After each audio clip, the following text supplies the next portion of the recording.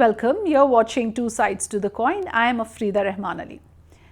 Well, just for the sake of viewers who are not yet familiar on how or why I do this vlog, I just want to say that the idea is to give you a very brief capsule on a major national issue that has become a debating issue, and the idea is to first give you a quick recap of what happened and then focus on the two sides of the debate. So today I focus on the issue of the Palghar lynching. So just to tell you what happened first, on the 16th of April 2020, an incident was reported from a village in Palghar district close to Mumbai that 3 people traveling in a car was attacked by native villagers. They were beaten up and lynched, beaten to death. Now, why did this happen? So there are a couple of versions on this, but the widely circulated version is that these 3 people, which had a 70-year-old sadhu and 2 others, two sadhus in fact, one 70-year-old, one 35-year-old, and their driver, they were traveling to Gujarat, to Surat, to attend a funeral, and they were stopped at Palghar, because of which they had to take an alternative route. They tried to still make it to Surat through an interior road through the village, and that is when the native villagers stopped them, suspected them of being thieves.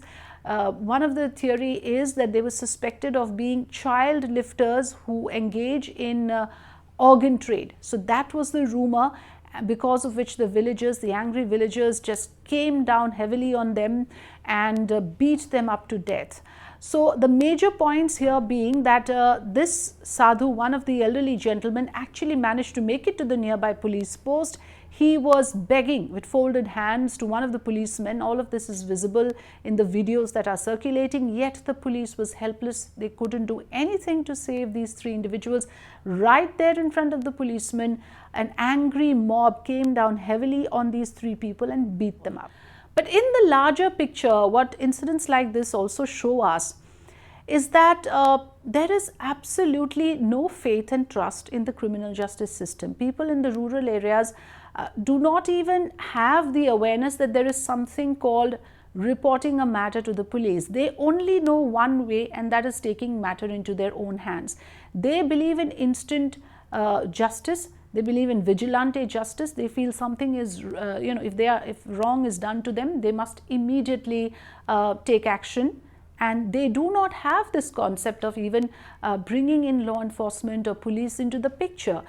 Because look at how things worked here. The villagers decided to teach these 3 individuals a lesson, assuming that they are the culprits who have been involved in child kidnapping. So this can be extremely dangerous. Obviously, in most of these cases, the issue, the identities are misplaced. People mistake the wrong people for the wrong crimes, and it can happen all the time. So how do we prevent this? That is the larger issue that this country is faced with.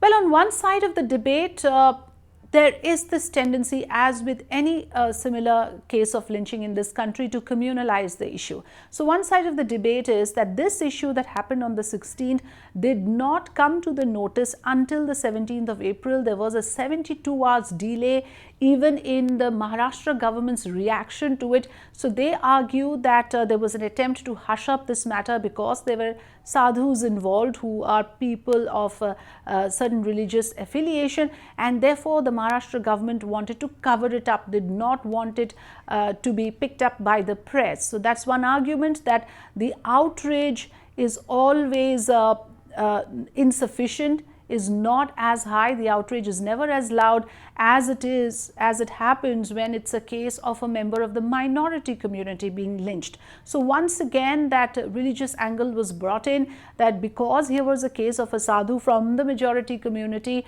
his lynching did not become as big a news as it would have if he belonged to one of the minority communities. So that attempt to communalize immediately picked up, and the other argument also was against the Maharashtra Maharashtra government that it's a failure of the local administration, that the police did not act, did not try to save these individuals, they did not do their duty. So it's bad enough that police in these cases do not have local intelligence units to pick up such situations and avert such situations rather.